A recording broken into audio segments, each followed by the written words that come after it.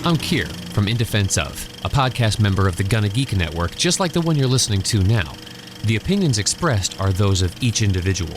Check out all the other podcasts at GonnaGeekNetwork.com and get ready, because geekiness begins in 3, 2, 1. This is it. The part of your week where you get to put your headphones on, relax, and listen to a bunch of geeks geek out about geeky things.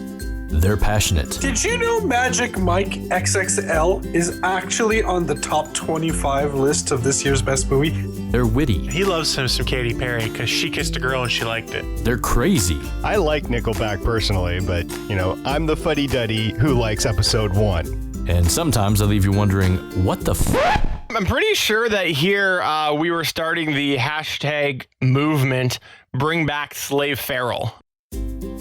Welcome to the GonnaGeek.com podcast.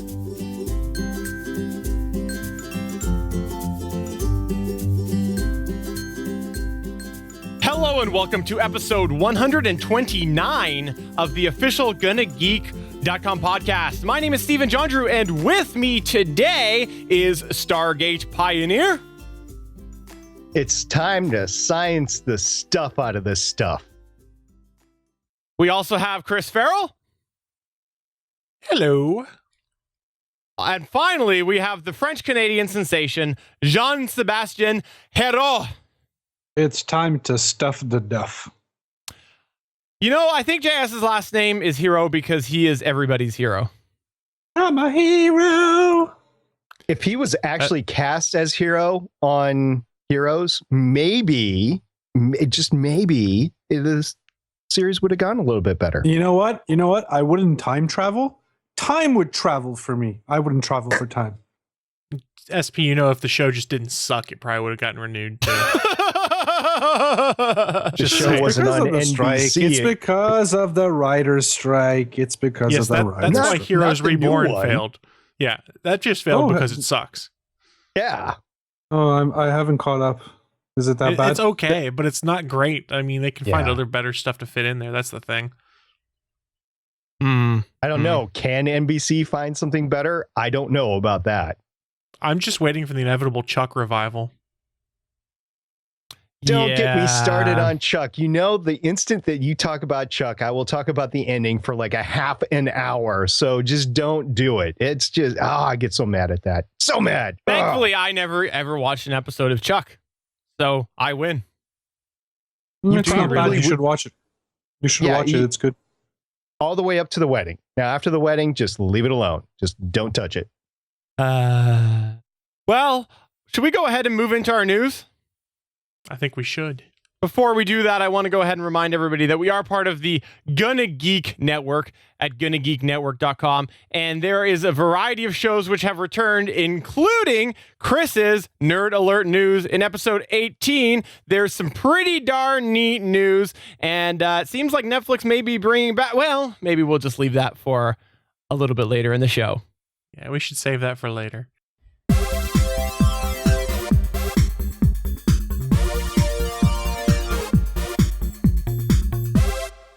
Alrighty, in the news this week, let's go ahead and start off with the rocket scientist, the great Stargate Pioneer. Thank you. Everybody knows I'm great, and everybody knows I'm a rocket scientist, and therefore go ahead and take a drink. So we've got a lot of stuff to cover, but the main thing I want to cover today is the fact that the latest astronaut class, the one that was chosen in June of 2013, and they've been in training for a couple of years now, and they're about ready to get into the actual astronaut training versus just learning how to be an astronaut. Half of them are women. And guess what? They are all vying for that first Mars mission. So guess what? We're probably going to have women on the first mission to Mars. That's pretty cool, huh? Excellent. The way it should be. I think so. Now, even though there's only about 24% of women in the science and technology careers right now, what they're talking about is a 50% split in the astronaut corps. So that's pretty cool. So NASA's got a fun week announcing that. They had a tweet out a couple of weeks or last week that said, hey, meet the 4 women that want to go to Mars. And let's honor them by actually naming them, I guess. Out of the 8 of the class of 2013, you have Christina Hammock, you have Nicole Mann, you have Anne McLean. Yes, of the McLeans. Yeah, there you go. And Jessica Meir. So those are the 4 women. And if you go back to January 7th, you'll see a nice tweet from NASA with the 4 of them around an actual astronaut capsule. So that's pretty cool. It was in Glamour Mag as well. Now, there's a couple other quick hits that I want to talk about because this happened after our news deadline. First of all, did everybody see the Falcon 9 landing on the barge? That was I did see part of that. Weekend. Yeah, the part that one of the legs collapsed and it fell down. Yeah. It was bad, but you can learn from it. It actually landed on a barge in the ocean. That's pretty cool. And yes, the leg can be fixed and move on. They actually hit the barge in the middle of the ocean. That's so cool. If I'm not mistaken, it's a clip on the leg that failed. So it actually landed. The mechanism succeeded, I guess, 3 out of 4. And what I'm understanding, there's a clip that clips the leg into the rocket, and it didn't clip in. So that's why it's failed. Yep, probably an easy fix for them. So that's pretty cool. And then also SpaceX, the same company that does the Falcon 9 rocket, they actually won a little bit more of the space resupply contract out there. There was 3 companies that won, and SpaceX was one of them. So congratulations with the Dragon capsule. You also have the Dream. Oh, I can't remember the name of it for the moment. It's a Dream Chaser spacecraft. Not the Dreamweaver. That's come on. It had built-in marketing song and everything. Come on. No, then sing the song for us then. No. I will bite on this if you. Oh, that's great, Stephen. Tell me more about this Dreamweaver. I'm not going to do it. YouTube copyright. Orbital. The company Orbital has the Cygnus capsule as well. So they won a little bit extra on their contracts to resupply the space station. So we're getting our space geek on as a nation, and we're moving forward. So that's pretty cool. Got women in the space program going to Mars. You got multiple companies that are going back and forth to the space station, and you have rockets that are going to be really reusable. Now, there was one Falcon 9 that actually landed back at the Cape Canaveral, but this was the first barge try, I guess, that actually made it to the barge. I think this was at least the 3rd one, if not the 4th. I can't remember all of the attempts, but it is going to be cool in 2016 as this stuff goes forward. What's the price of those rockets? How much money do they lose every time they crash one? Well, see, the thing is, they're trying to reuse it. So they're not really missing out on anything because usually they would just dunk it in the ocean anyway. So they'd lose it that way. So they're just trying to recapture that for the first time. No, I get it. I'm just wondering how much a SpaceX rocket costs compared to a Falcon 9 rocket. Yeah. I don't know the exact cost, but you're in the hundreds of millions of dollars, if not billions of dollars. And this is just the first stage. It's not the entire rocket. It's just part of the rocket that they're recovering. And what's NASA using right now? The Delta 4, if I'm not mistaken? Well, they have the Delta 2s, the Delta 4s, they have the Titan 4s. So they have rockets that have been in the inventory for quite some time. The Space Shuttle, of course, has been decommissioned, so you can't use that. They're in museums right now. But the Titan's Air Force rocket, isn't it? Well, it's just a big rocket. I believe it's Lockheed. I think it's Lockheed, and I'm not 100% sure on that. So anybody that can spend the money to make one of those like $1.5 billion rockets, yeah, you can buy one. You need that big mass to get a big geosync communication satellite into orbit. So that's what those are used for. In the chat, Suncast asked if the barge landing is easily repeatable, and that was a question that I actually had for you as well. Do you know about that? Yeah, they've been genning up for it. They finally got it to, 4.3 feet away from center. And like I said, it was either the third or fourth attempt. I can't remember all of the attempts that they've had with the barge in the middle of the ocean. And this is just a barge. It's not a ship. It's not being controlled by any human being for safety factors, obviously, after what happened. It's got control jets, like the little docking control jets that these big cruise liners use as they're going in and out of ports, or these big oil tankers or whatever. So it's using that to stay stationary. But just like an aircraft carrier, it's like landing on a rolling deck. So it takes a lot of stability to get it right. And not all of it's going to work. But the way that SpaceX and Elon Musk has said, if we can get a portion of them, we're going to be doing great. I think you're a little more optimistic than I am. I've seen so many errors recently that I have to doubt how close we are to executing what the master plan is. Well, see, I think the master plan right now is get it to working and get it figured out. Elon Musk has kind of proven he's willing to put the money into making this work in the long term. And it just like typical science, there's not really failure. There's things that don't work as you expect and you fix from there. Even if it doesn't work at all how they expect, there's things that can be learned and they can move forward from there. And yes, I've been watching a lot of Mythbusters. That's where I got it from. Is that show still on? Last season, Canceled. But that's beside the point. So whoever designed that barge, I want to give a big congratulations to, because you had a rocket crash down on top of it and it's still afloat. It's not damaged. It's ready to go for tomorrow. And it's just awesome. So congratulations, whoever designed the barge. I know SpaceX paid for it, but whoever was the chief designer of it, you rock, man. That's an awesome job. And I want to give a shout out to the guy that created the inflatable dinghy that I once jumped off of a dock into when I was a heavier Stephen John Drew. It withstood the landing of my mass. So I give a shout out and props to that creator. Did your leg collapse upon landing? My leg always collapsed, but not that leg. Oh, okay. Darn. Well,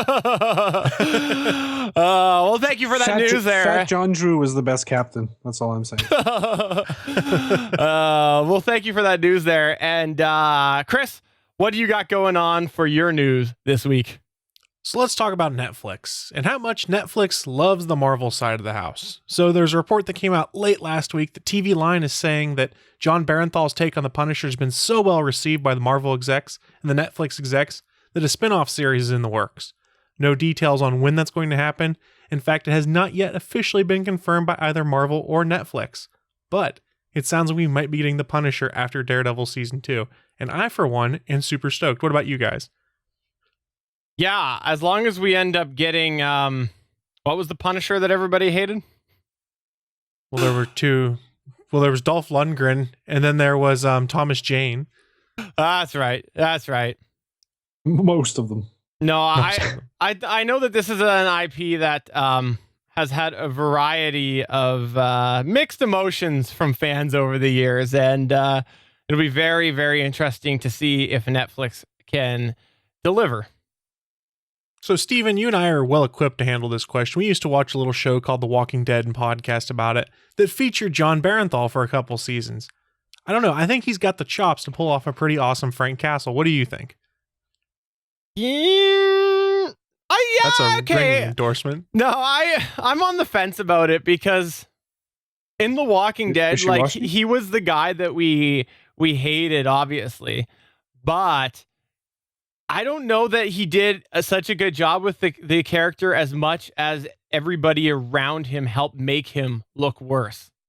And that was the thing that I always found with his portrayal, was that it never actually went to that really negative, not really want to like him sort of tone as much as it was, we have all these other characters which we like more.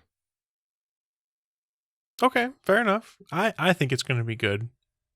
He was pretty likable, like at the very beginning of the series, when he was protecting everybody and everything. So talk to the first few episodes before Rick shows up. Yeah, no, that's true. That's true. Wasn't there? Wait, in the comics, wasn't there like a Frankencastle, or what was the? Yes, he was Frankencastle at one point. That's in right. time. Yeah, and I forgot about that. I actually have the whole series in with the variant covers where it's every piece of the limbs. It's really cool.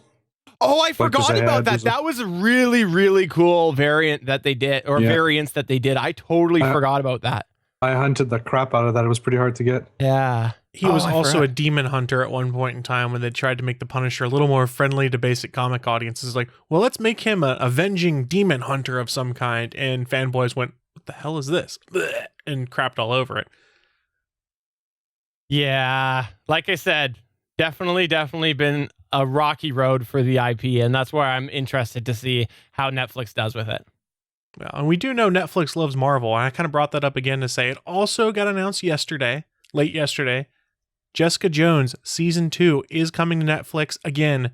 No release date, anything like this, but this is official. This is not rumored. Kristen Ritter tweeted it. Netflix tweeted it. In fact, Netflix sent out an Instagram photo that had the Alias Investigations letterhead on it with a memo asking, how can I help? And a phone number you could call.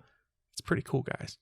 That is. Sweet. Did anybody call the phone number? I'm glad you asked that, JS. Since we're here live on a podcast right now, why don't we use the magic of the internet to give them a call? What do you guys think? I think that we should. And we should All right, do it let's all do it. with a snap. No, I'm just kidding. Alias Investigations. We've got cases and shit, so leave a message. Record your message at the tone. Press any key or stop talking to end the recording. So that's what we can do if we call 212-256-1084. You get a message directly from Jessica Jones herself saying she's got cases and expletive to do. I love that. I hope that people leave messages and that they use them in the show. Like when she I'm checks really her hoping messages. so too. That'd be pretty cool. That would be really cool. That would be Do really you know cool. how long the message is good for? Like 30 seconds, 2 minutes, 3 minutes, unlimited? So there's a minimum you have to do, I found out, because when I called it before the show, I was like, hey, this is pretty cool, and just hit end. It's like, you have not met the message minimum. And I did not hang around on the line to see how long you could record a message for. So maybe what we need to do after the show is call from the GonnaGeek podcast, we have a problem. There's other podcasts out there that are cribbing us or something like that, and say we need an investigator. Or they have it so long that it won't accept any messages. They have it for like 7 days or something like that. Yeah, they could be trying to keep their voicemail fairly clear. I just think it's pretty cool. This is not the first time they've done that with Jessica Jones, though, because when the first season was about to come out, they gave out business cards and things like that. And if you actually went into Google Maps and looked up that address, there were reviews for Alias Investigations on there and a phone number you could call. So it's a pretty cool, I guess, semi-viral marketing method to use for this series. I forgot about that, actually. Yeah, until you mentioned that. Yeah. That's good, though. I like the viral marketing techniques and stuff, unless they're just dumb. But these two are kind of cool.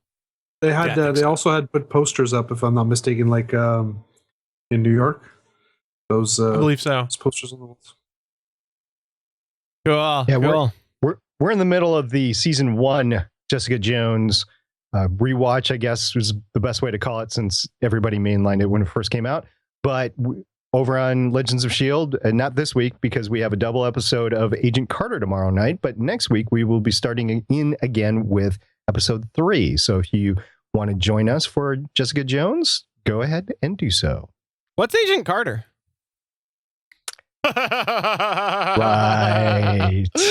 I'm just screwing with you. I love that. Looking forward to it. All right. Well, let's move on to the next news. One that, I don't know, it's another, I think, viral marketing campaign, but perhaps one that, I don't know, to me seems a little slimy as usual. That's right. Microsoft has announced that they have indeed put together a fun little trade-in program for their brand new smartwatch. This is something that you could trade in your Apple Watch. You could trade in whatever you want. And a bunch of different smartwatches are eligible. And then they will give you a credit towards their new product. Now, for me personally, I don't know. I've seen the new Microsoft product. To me, it still doesn't look comparable to what we've known and loved of Android and even Apple. But I guess whatever it takes to get new people to wear your product. But I don't know. I don't like it. I think it's slimy. How about you, SP? Is it what, JS? Go ahead. I was going to say, is it the Microsoft Band 2? Yes, it's Or the is there- Band 2. Once I looked it up, because they don't actually have a true smartwatch out there. And for those that aren't familiar, the Band 2 is a fitness tracker primarily that has some smartwatch capability. And that's what I was meaning is I don't understand I get the idea of somebody offering somebody to trade in a competitor's product, but it should be a pretty darn close. Like it should be one of those things that you're sitting there and you're like, I could go either way. To me, the Band 2 and the other smartwatches are very, very different products. I believe the Fitbit is indeed eligible for a credit towards the Band 2. I think I had read that on there. But yeah, they're saying the original Microsoft Band, the Fitbit Charge HR, and the Fitbit Flex are specifically called out in this article in addition to the Apple Watch. Yeah. It's bizarre though. I wouldn't trade in an Apple Watch for it. I bought my wife one for Christmas, and there's just no way. I know that the second generation, when it comes out this year, is going to be a little bit better. It's going to be a step up all across the board, but it's just one of those things that it's just too expensive, and it's too interconnected with the iOS to actually. It's not worth trading it in if you have an Apple phone. Yeah. So you go to their website right now, the Microsoft Wearables trade site or whatnot. The bulk of the stuff on there, picture-wise, is Fitbits and things like that, fitness trackers. They did put the Apple Watch on there because that's what they're paying the most for, but it seems like they're mostly targeting your fitness trackers and things like that versus your Android Wear and Apple Watch. I don't think those are the primary targets, but everyone bought Apple Watches and a lot of people are disappointed in them, so put it on there. Maybe you'll get some people that jump over. But see, don't you think that that's a little bit odd though, where they're going and they're creating they have a campaign to give so much money for a product that isn't really the competition? Well, a lot of people bought the Apple Watch because they wanted it for the fitness tracking aspects, the Apple Health piece, and I don't think that did quite as much as people expect. Remember, there was a big hubbub about the fact that the pulse tracking and things like that didn't work if people had like tattoos on their wrists and things like that. So maybe they're just trying to bank on the fact that people aren't happy with the fitness capabilities of that, and just the general trend that there is that most smartwatch consumers aren't quite happy with everything it does, especially if they paid a big price. So this could be a way for someone to be like, I'm really displeased with what product X does for me. Let me trade it into Microsoft and I'll get up to $200 towards buying something that is a true fitness tracker, that's its original intent for what it's supposed to do. I don't think it's that slimy. I think they're just trying to capitalize on dissatisfaction. I don't know. I'm not really dissatisfied as far as my wife's usage case is, because she can't actually carry a phone with her during her work, but she can have one around her or on her. She just can't look at it at work. So if we're trying to get a hold of her, we can text her or whatever, or call her, and then she can just glance at her watch and see, hey, it's one of us on the next break or whatever. Go ahead and call us. So I think for her use case, or when she's driving or whatever, but I think for her use case, that works out. For me, I don't have one. I don't have anything. So it's, one of those things that it depends on your use case on whether you're really dissatisfied or not. If you went into the smartwatch thinking it was going to be an end all be all and do everything that your smartphone was going to do, and you were disappointed that it doesn't do that it doesn't do the fitness tracking 100%, eventually it will. First generation is obviously having some issues. Then you're going to be dissatisfied with it, especially if you paid, what was the original retail price of the Apple Watch? It was like $350 for the sport version, like $450 or $500 for the big version, and then there was a premium one that was close to $1,000 or something stupid like that. That was There's one the you gold bought, one that was $10K or something, wasn't it? Yeah, the 10K gold one. Yeah. Right. Chris bought the 10K gold one. I forgot about that. Yeah, because I have so many Apple products. I have an iPad that I would not be able to use that with. You carry that around. I'm so disappointed that watch can't connect to anything else than an Apple Watch, like an Apple phone. It's really like, well, it sounds like limiting yourself. But it's not unheard of, though. Remember, all the Android Wear watches and stuff like that until recently were locked down to Android 4.3 and up. And in fact, Samsung even had some locked down to specifically some Samsung phones. So this trend of opening up smart devices to other systems, it's relatively new. I mean, I'll give Google credit. Once they did it and made it so it would work on an Apple phone too, they're the first. Well, no, they're not the first, because Pebble can work across all of them. But yeah, they've made an effort. And it's kind of nice. But the thing is, I'm not sure whether the bandwagon has passed or not on wearables right now. They're kind of cool, but they're not must-have things. Had I not gotten mine for cheap like a year and a half ago, I wouldn't own one, and I wouldn't feel bad about it. Yeah, I think I think the price still needs to drop a bit, to be honest, for what it is. It's a novelty. It looks really, really cool. I really want one. A month and a half in, I'm gonna be like, meh, probably not gonna wear it. I had the Razer like fit tracker, the Razer, the company that makes gaming mice and gaming accessories. They made a gaming type of integration. I don't know if you've ever seen it. Don't remember the name of it. I think you sent us a link to it in an older show. I remember looking at it at one The point. Naboo. It was the Razer Yes. Naboo. It was really, really cool. It integrated with integrated with your games, integrated with Vent and TeamSpeak and stuff like that.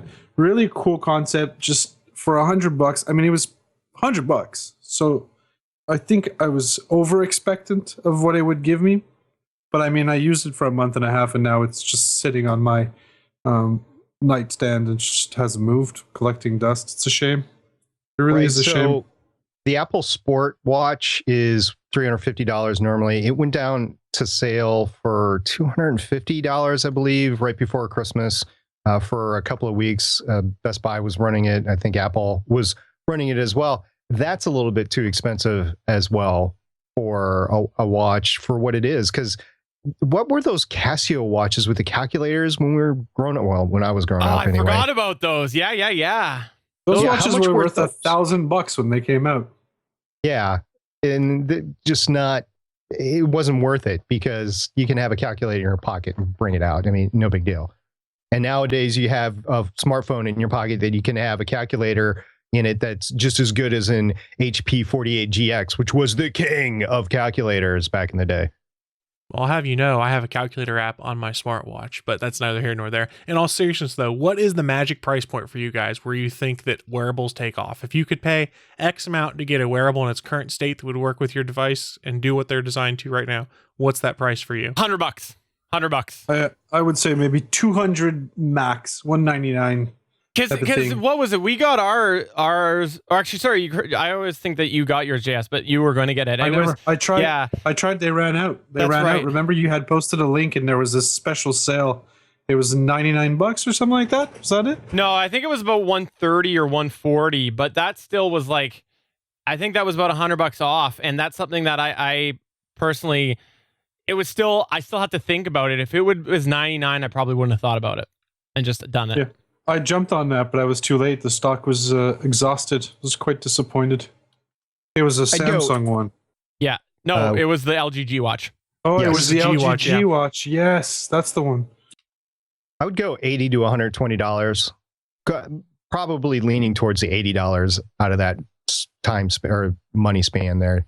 But yeah, I wouldn't pay $200, $250, $300. And Apple I don't know if their product is. It takes that much to actually make, or they're really thinking that this is the luxury Apple tax that we could charge everybody or whatever. Those things are not worth $350 to $500. They're just not. It's the Apple tax. It's absolutely the Apple tax. To be fair, though, none of them are worth what they charge for them until they're starting to phase them out end of line. Like I got my LG G Watch as a sale like a year and a half ago for $80. If I really wanted to, the other day I saw they were doing a sale for the Galaxy Gear Lives or whatever for $80. But nobody's wanting to buy. Well, excuse me, there's not a ton of people that want to buy the current gen top of the line stuff because they look at the price point and go, I got better things to do than buy a $250 watch that 2 years from now I'm probably not going to be able to use. Like if I go and buy a real watch that costs $250, I can wear it for my lifetime probably. That was the thing I didn't get with the $10,000 Apple Watch. Why am I going to buy that? Because within a year and a half to 2.5 years, it's useless to me and I've just wasted $10,000. Yeah, and in the chat, by the way, guest 532 is saying, I don't see the need for one. It's not practical. I would not pay more than $85. And that's what I mean. That $100 price point is like, honestly, is close enough to that $85 that you might start to get some sales and things like that. And I think, like, for me, I was sort of in that same boat where it was like, do I really need one? Once I got it, I loved it because the thing that I really, really like about it is when I get a notification, I don't need to pull out my phone and see whether or not I really care about it. It's wonderful. I really like that I can just take a quick look, see, okay, it's, I don't know, whatever. I don't need to pay attention about that till later. Or, oh no, it's my wife. She says something's up with the kids. Let me take this, right? And it's a lot more convenient than having to pull out my phone every darn time. Yeah. What Steven has described here is a first world problem. I don't want to have to look at my phone when it beeps. And that's that's the main use case of these things. I look at my watch, I go, okay, that's who texted me. It's not important. Or, oh, I've hit my step count for the day or something like that. There's nothing mandatory that these do for you. It's an extension of notifications, which is cool, but not a necessity. I get what you mean. I agree to it to a degree, but you have to remember that same logic happened when cell phones came out. Oh, I don't want to go find a payphone. Right? Like, but it's the evolution of technology. It's not the same thing. It is. People used to say that all the time about cell phones. Why would I want to pay $50 a month for this when I can just go find a payphone right at the mall? So I got a question for you guys. So I'm wearing the phone on my chest, right? And I click it if I want to talk, or sometimes I don't. Or what's the rule there on do I have to actually click it to talk or not? I don't understand. I'm talking about next generation, guys. Come on. I got that reference. I just took me a minute. Yeah, I got the reference right away, but I wasn't sure why the reference was brought up. Because it's the evolution of technology and how you're supposed to actually use it. That's why. I see. I understand. I guess I'm not a rocket scientist. Yeah. Go ahead. Take a drink. You're rocket scientist. Oh, my bad. I forgot. Yeah, I'm not doing that. I'm done. I don't have much. Oh, that rum goes down good. I mean, that water goes down good. Well, I guess my big problem with these devices is the battery. Battery time is so bad. Until they discover a way to recharge your battery just by movement, I don't know, put some type of solar panel on it, just having to recharge the watch every day. You don't, the G Watch, I don't know about you, Chris, but I haven't had that experience. Mine lasts several days.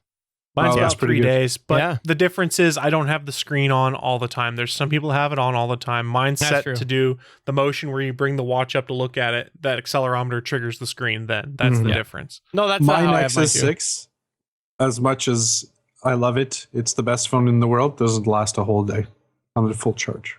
Oh, wow. Really? Yeah. See, you have to carry a battery around. When I say a full day, I'm talking about I get up at 6:37, start using it and use it extensively, right? I use it to play music. I use it to play the games I play. When I go to bed around 10:30, my 7% warning comes up. Jeez. Yep. The screen sucks up all the juice. That's crazy. That's the big thing. It's These insane. 4K screens or whatnot in here that you don't really need. They're there just to look cool on paper, suck up a ton of battery. Insane. Mind you, I plug the phone in 15 minutes, I'm at 40%. So the quick charge is very quick. My only problem is finding extra Type-C adapters, or Type-C connectors. They're so pricey. You can't get away with it. Like it's $15 to $30. Seriously? Yeah, it's pretty Holy bad. cow. Because it requires the voltage from at least a USB 3 plus. I tried buying an adapter, so I bought because I couldn't find it anywhere. So I actually bought the Apple adapter for $30. And I tried, and when I got home, I tried it on a USB 2 and it wasn't charging, and I got really, really angry. So I had to buy a USB 3 cable, because I discovered that there wasn't enough juice going through a USB 2 cable. So I had to buy an $8 USB 3 cable. So it's getting very pricey to charge my phone. So you need one in the car, so there's $30 right there. You need one at the office, another $30, and then no one at home. I mean, yeah, they give you one that's like this long, but I don't know where you can plug that. I mean, it doesn't even fit. Yeah, good luck finding an actual Apple connector for under $30. Now, this happens to be an Amazon Basics version, but yeah, these Lightning connectors, they're $30 if you go to Apple minimum. Really? The Lightning connectors. Oh, the Lightning connectors. You know what, though? With the Lightning connectors, because my wife still has an iPhone, up at Costco, we found a pack of Duracell ones. They're not white, but for the initial impressions here are that they actually look like they're going to be built better, and they're probably not going to bend and start to break at the ends like the Apple ones do. So I'm really hopeful, but I guess time will tell. We've only had about a month, but so far results are looking good. You can get some We China bought- ones for $5.99, right? Yeah. We're talking about the little new iPhone 5. 8 pin. Right. Yeah. Yeah, Mhm. they're $5.99 here. They sell them at the gas stations now. Yeah, but I got mine. They all go really quick. They're all junk. Yeah. They're all junk. Yeah, Even the it's- I Apple mean- ones are junk. I mean, it's very Yeah. hard. People really, really have a lot of issues when they plug their phones. They're really rough with. I mean, Oh, at the repair shop, at the office. I mean, I probably get 2-3 phones a week where just the charging port is damaged because people just jam it in, or like, I don't know, man, they take their phone and they're like, to like wiggle it or something. Like, I don't know what people do with their phones. It's insane. I know people need to Listen. remember, treat your phone like you would in the bedroom. You gotta be gentle. Caress it a little bit. Yeah, if you can't live with your phone more than like a day, don't treat it like a terrorist. That's my advice. For sure, for sure. But I suppose that is going to go ahead and take us towards the end of the news. So let's just go ahead and move on into our segment, which once again does not have an intro. It is SP's Space Symposium.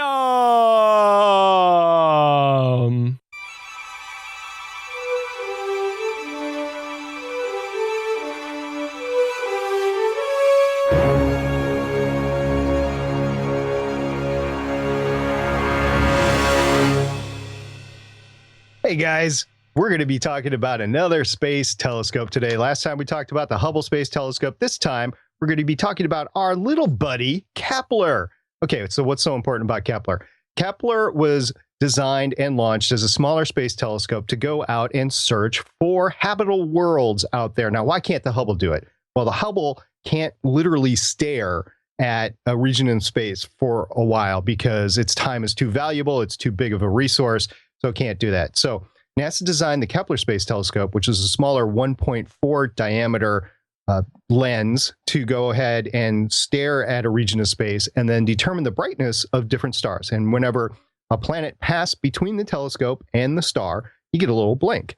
And then if you get 3 blinks in a timely fashion, meaning you can actually separate them in the same time, like a planet in an orbit, it's periodically going to go ahead and do that. Then you can go ahead and call it a possible detection and go ahead and determine whether it's a planet or not. Maybe point the Hubble towards that area or whatever. So it was launched in 2009.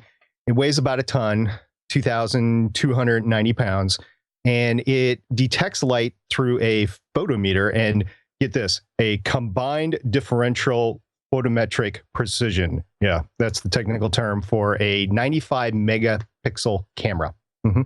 There you go. It was the largest digital camera sent into space at the time, and it worked really well for about 3 years. And then some of the reaction wheels, the momentum wheels on board, it had 4. So 3 you need for access control, and then a 4th for redundancy. And what do these things do? They're just things that spin in space.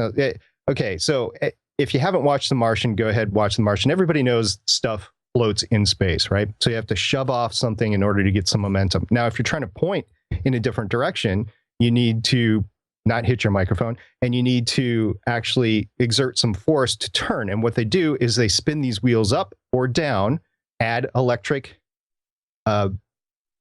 force to it to spin them up, or reduce the electric flow to spin them down.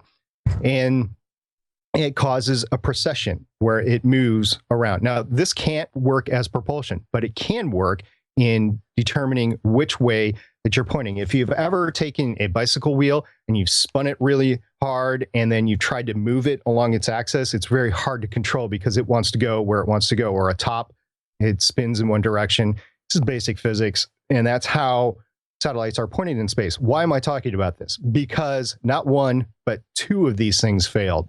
So by 2013, it could no longer do its mission as it was designed to do in the original design of the mission. So what they did is they created a secondary mission called the K2 mission, or Second Light mission. And what they're able to do with that, since it doesn't have to be as precise, they can go down in the wavelength. You're talking about infrared versus the visible light, and they can look at bigger giant stars that are, you don't need as much precision to actually see them, and they're big. They look bigger on the photometric plane, and they can go ahead and look at that sort of capability to see if there is an actual planet detection. So we've done a lot of great work so far. There's well over 1,000. I think the last thing I heard was about 1,500 planets that have been confirmed, and this data is being poured over all the time. Matter of fact, Kick, our buddy Kick, what was that? Kick 84 something, whatever, I can't remember. Well, guess what? You can remember it now because it's called Tabby Star. Yay! It's the one with the Dyson sphere around it. That's not really a Dyson sphere, but we called it a Dyson sphere. So Kepler was actually the one that found it, and that is why Kepler is so important. And we are looking forward to great things from the data that Kepler has already amassed, as well as new data that it can get through its second light mission. There was something about that Dyson sphere planet in the news again today. Yeah, it's cooking up again. SP, you've tried to bury it, but you have failed this podcast.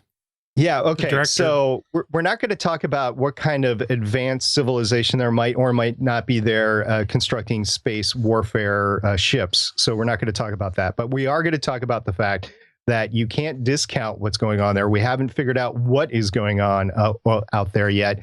And we know that it is not a civilization, or at least we haven't proved that it's civilization yet. So yes, and there are skeptics out there that haven't quite identified what it is yet. It might take a few more years, by the way, and a few more looks from the Hubble or something like that.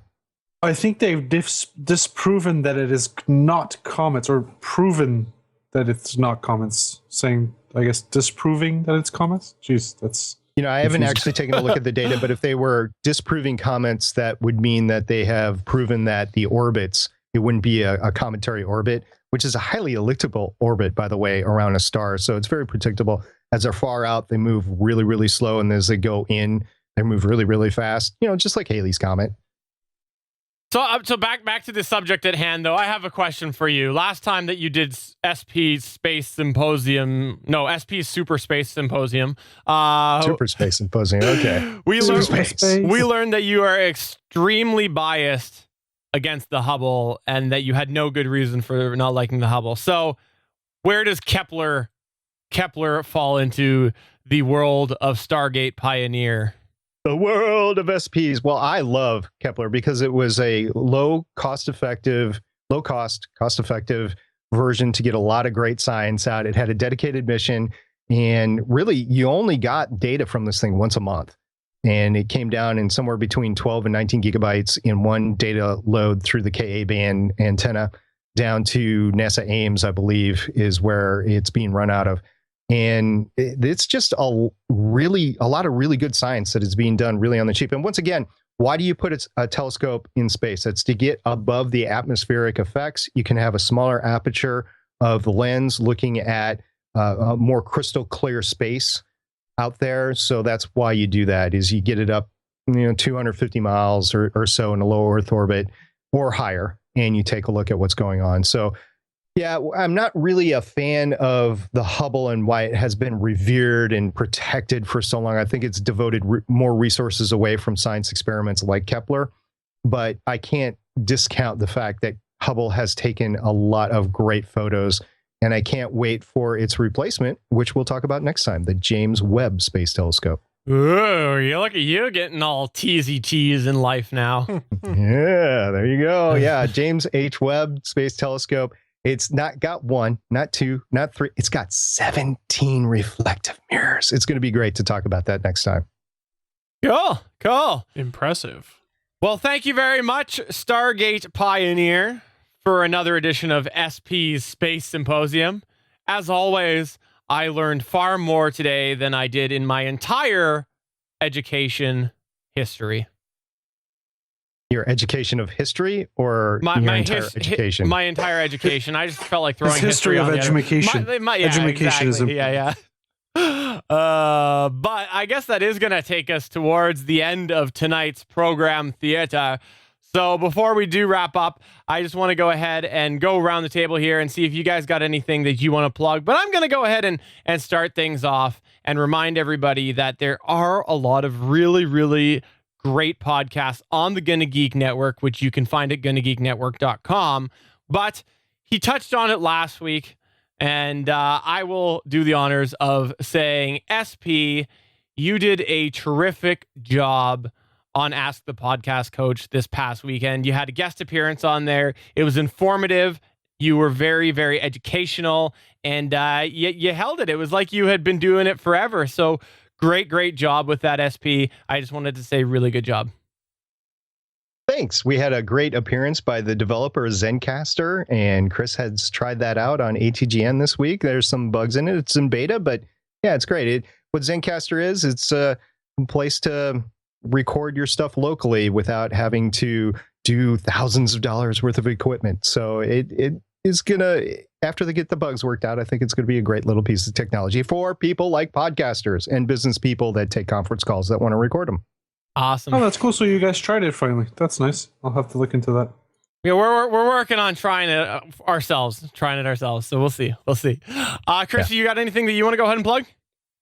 Well, I'm just going to suggest everyone head on over to GonnaGeekNetwork.com. Check out all of the great podcasts that are on the network. We've got something for everyone's different tastes, and I think you'll find something you're bound to enjoy there. Awesome. SP, you got anything you want to go ahead and promote? I do. You know, one of my favorite new podcasts happen to be on the network. And aside from the ones that I'm on, one of my favorite ones is Nerd Alert News. And I listened to Nerd Alert News today, number 18, and it told me all about Chris's news that he had on the podcast today about Jessica Jones and Netflix. So that was all cool. And I appreciate being kept up to date with what's going on in the world of geek, as well as his great delivery. So if you haven't checked that out, please do so. It's Nerd Alert News. I got something too. All right, JS, what do you got to go ahead and promote? I feel like we need like a breaking news with if JS is going to plug. Go ahead, JS. So 2 days ago, it might be more than 2 days. I think it was actually either Friday night or Thursday night of last week.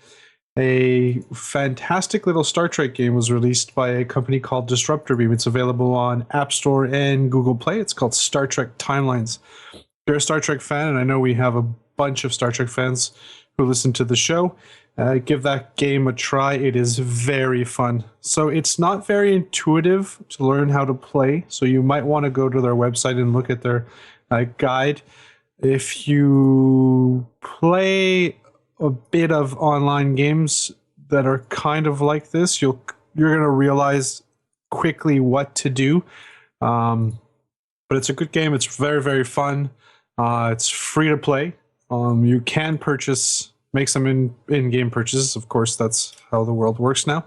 But very fun. It has merged every single timeline of Star Trek together, except the new Paramount reboot, which I'm sure there's some reason behind that.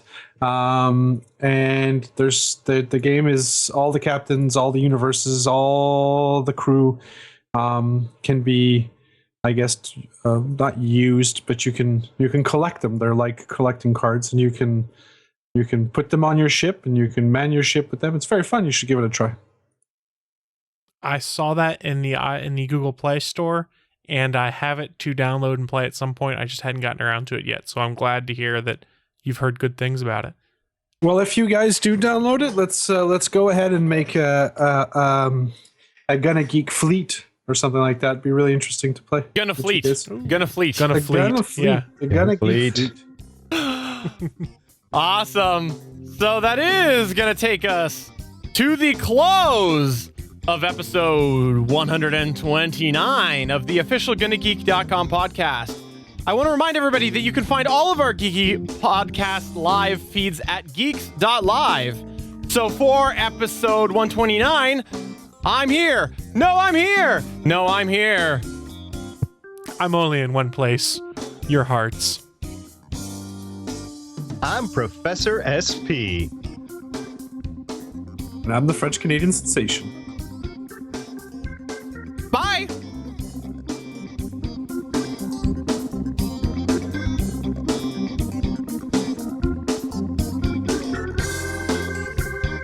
From everyone here at the GonnaGeek.com podcast, thanks for listening. If you like what you heard, please give us a 5-star review on iTunes. We encourage you to send your feedback by email to podcast@GonnaGeek.com. You can find all of our show history at GonnaGeek.com/official podcast. And while you're there, why not head over and check out all of the geeky podcasts on the GonnaGeek Network? The music heard on this show is by Kevin MacLeod of Incompetech.com. Thanks for listening, and we will see you again next week.